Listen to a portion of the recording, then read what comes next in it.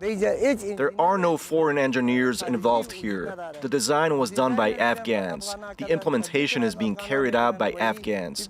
And this is a national level project for all of Afghanistan.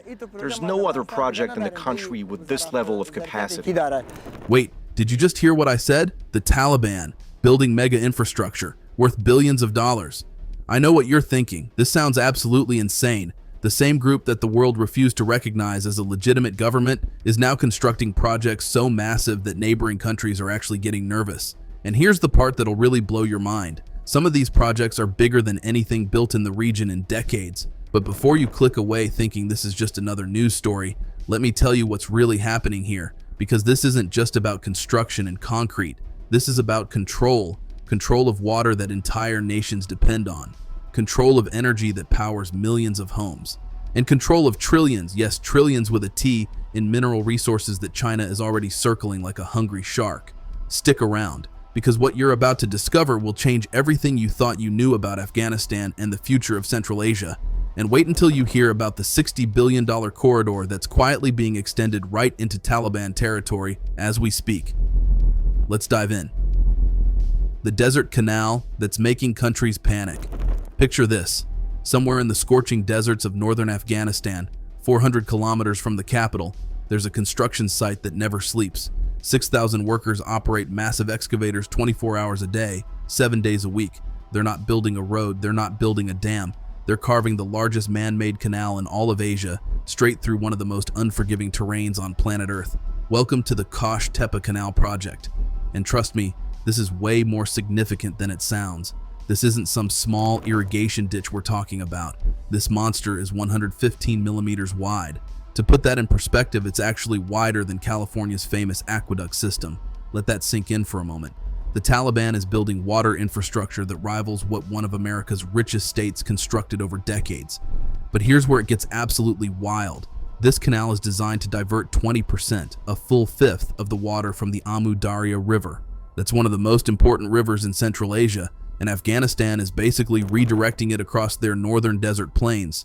When this project is completed, and the Taliban seems determined to finish it, this single canal could irrigate 550,000 hectares of farmland. That's an area bigger than the entire state of Delaware. Just imagine transforming that much desert into productive agricultural land. The implications are staggering. This would increase Afghanistan's total farmable land by 1/3.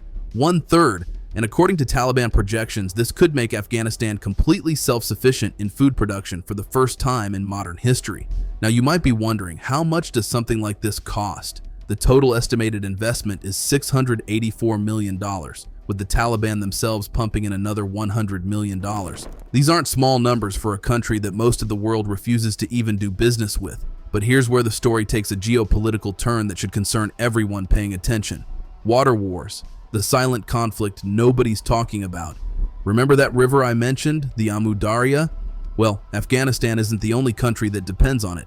Downstream, you've got Uzbekistan and Turkmenistan, two countries whose entire cotton industries rely on that water flowing freely across their borders. And the Taliban just basically told them, we're taking our share whether you like it or not.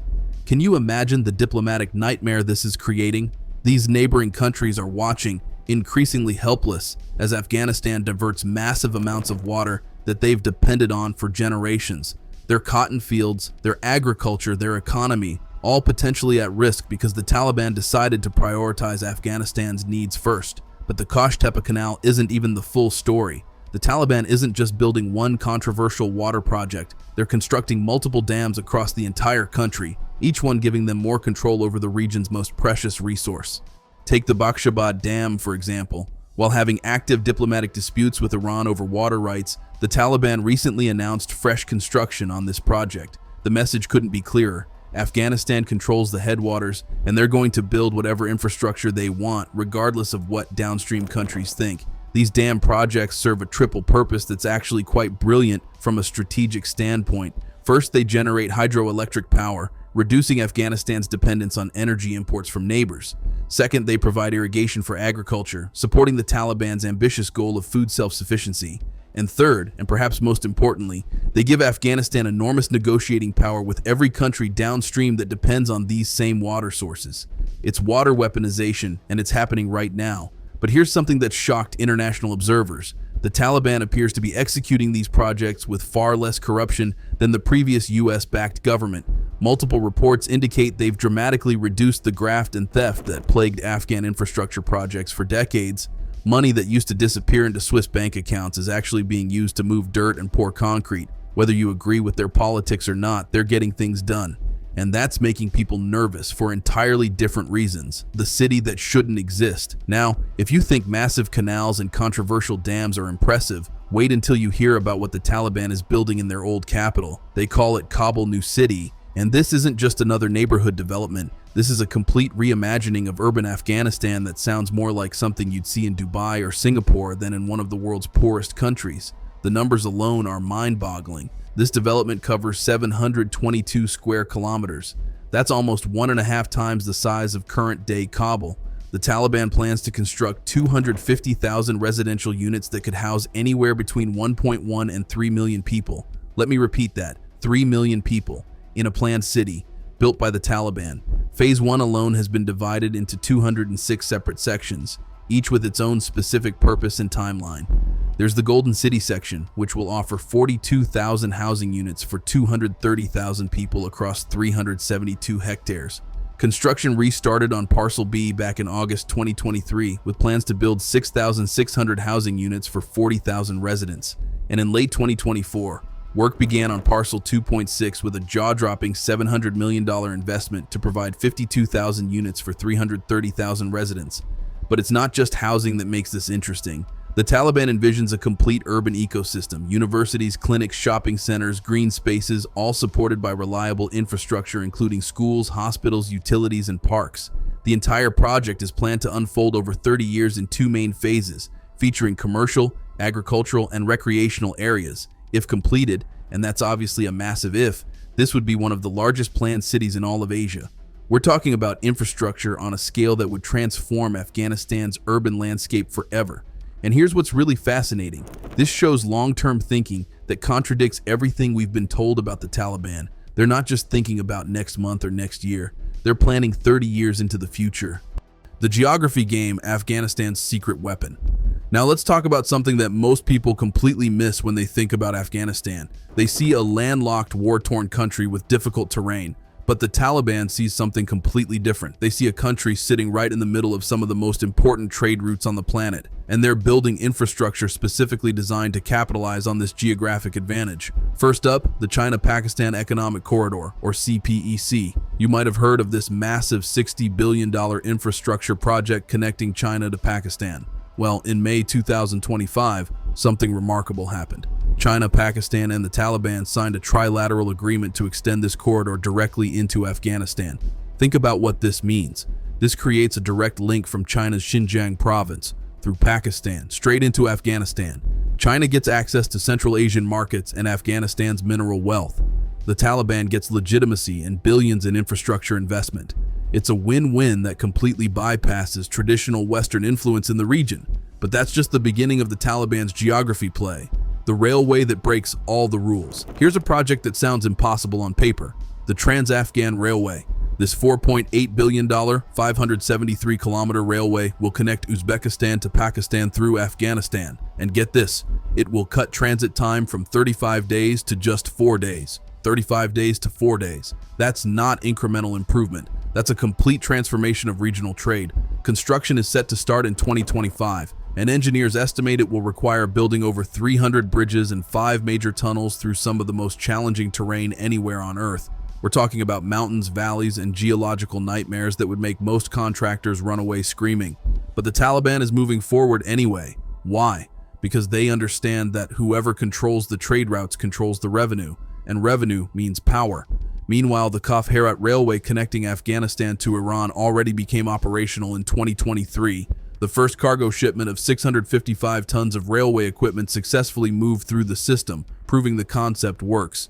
This gives Afghanistan access to Iranian ports and, by extension, global shipping networks. The Taliban is essentially building a railroad empire that says to the world, you might not recognize our government, but you absolutely cannot ignore our geography. The pipeline that wouldn't die. Now let me tell you about a project that's so persistent, it's almost funny. The TAPI pipeline. TAPI stands for Turkmenistan, Afghanistan, Pakistan, and India. This pipeline was designed to transport 33 billion cubic meters of natural gas annually across these four countries. The project was first proposed about 20 years ago and spent decades stuck in planning hell, with various governments unable to make progress. Then came September 2024. The Taliban did something that shocked international observers. They restarted construction on Afghanistan's portion of this $10 billion pipeline project.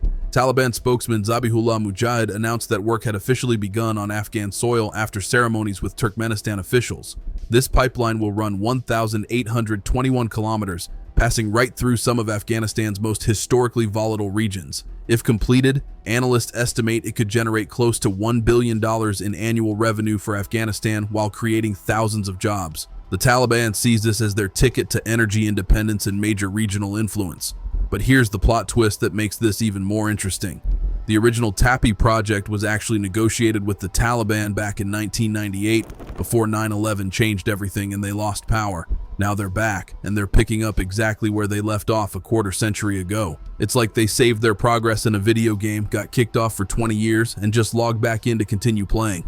The electricity superhighway. Speaking of cross-border energy projects, let's talk about CASA 1000. This is a $1.2 billion electricity transmission project designed to bring clean hydroelectric power from Kyrgyzstan and Tajikistan down through Afghanistan and into Pakistan.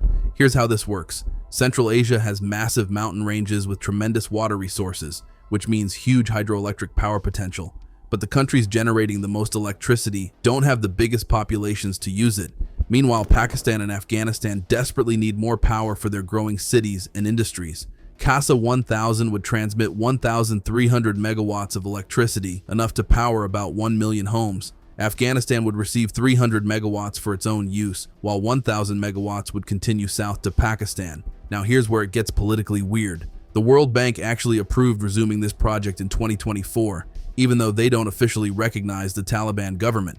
They created a special ring-fenced arrangement where all payments stay outside Taliban control, but the construction continues anyway.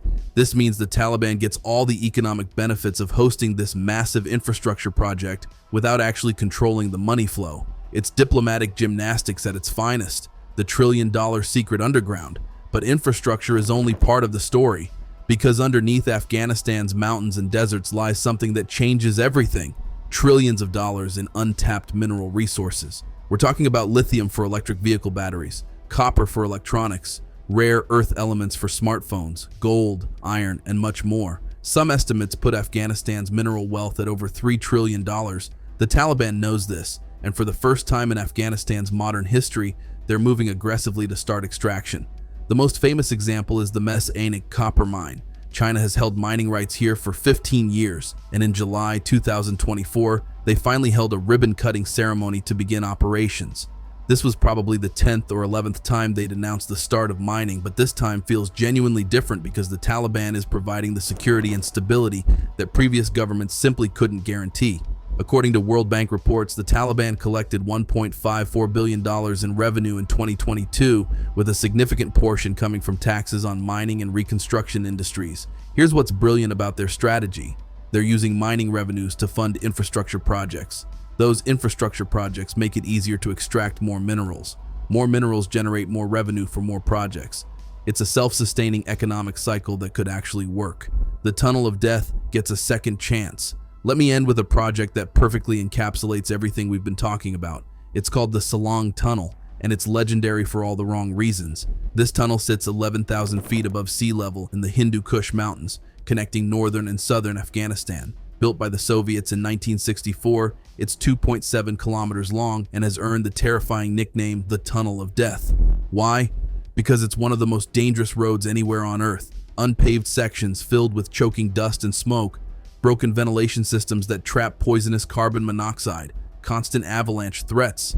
The tunnel was designed to handle 2,000 vehicles daily, but now sees up to 9,000 during peak times. In 1982, the deadliest road accident in recorded history happened here. Collisions caused fires and explosions that killed up to 2,700 people in a single event. For decades, everyone knew this tunnel was a death trap, but nobody could figure out how to fix it during constant war and instability.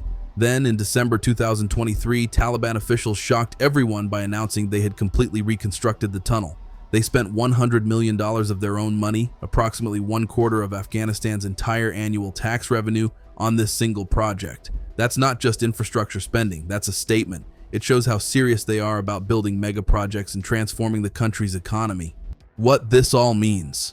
So what's the bottom line here? The Taliban is executing an infrastructure blitz that most governments would struggle to pull off. They're building canals that make neighbors nervous, constructing cities from scratch, laying railways across impossible terrain, restarting pipeline projects that were abandoned for decades, and mining trillions in mineral wealth. Whether they succeed or fail will reshape not just Afghanistan, but the entire region's future. China's growing influence, Central Asian water politics, energy corridors connecting multiple continents, it all flows through Afghanistan now. And the Taliban, against all odds and expectations, is building the infrastructure to control it all. The world might not recognize their government, but they're making it increasingly impossible to ignore their geography, their resources, and their ambitions. What do you think? Can the Taliban actually pull this off? Or are these mega projects destined to fail like so many grand plans before them? Drop your thoughts in the comments below. If this video opened your eyes to what's really happening in Afghanistan, hit that like button and share it with someone who needs to see this. And if you want to stay updated on the geopolitical shifts that mainstream media isn't talking about, make sure you're subscribed. Thanks for watching, and I'll see you in the next one.